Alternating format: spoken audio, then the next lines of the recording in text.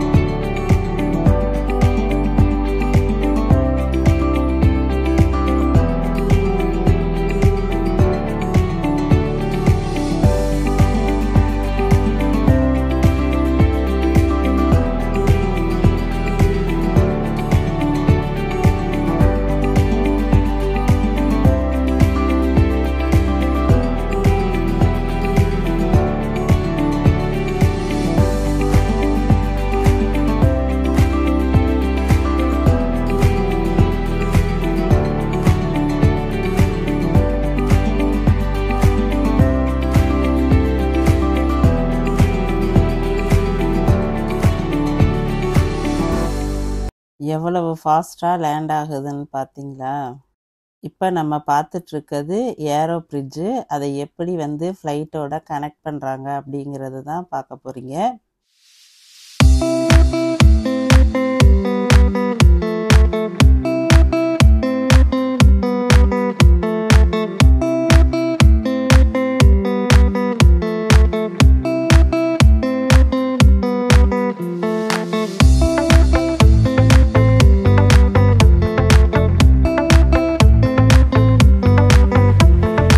Aero fridge connect பண்ணணும் அப்படின்னா ஏர் India இருக்கட்டும், ஸ்கூட்டு, இண்டிகோ பே பண்ணினா தான் இது கனெக்ட் பண்ணுவாங்க. பே பண்ணலைன்னா நம்ம வெளியில் ஸ்டாப் பண்ணிவிட்டு ஸ்டெப்ஸை ஜாயின் பண்ணி அதிலிருந்து இறக்கி விடுவாங்க. சூரரை போற்று படத்துல எல்லாம் பார்த்துருப்பீங்க. புது இன்டர்நேஷ்னல் ஏர்போர்ட்டுங்கிறது ரொம்ப தூரம் நடந்து வர்ற மாதிரி இருக்குது. பழைய ஏர்போர்ட்டில் கொஞ்சம் தூரத்தில் இமிக்ரேஷன் வந்துடும். இது கொஞ்சம் உள்ளே நடக்கிற மாதிரி இருக்குது.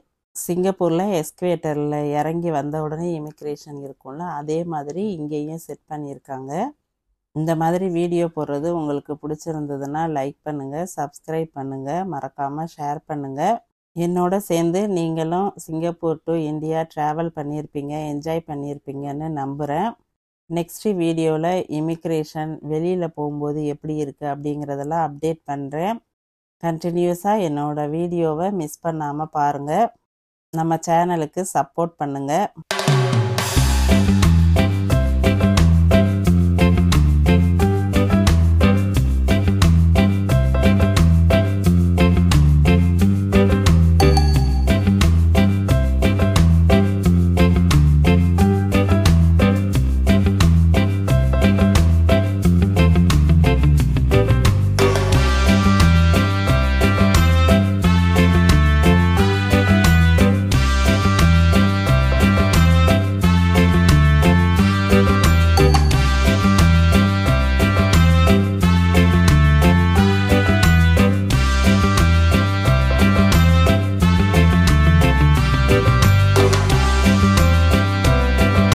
Thanks for watching. Bye.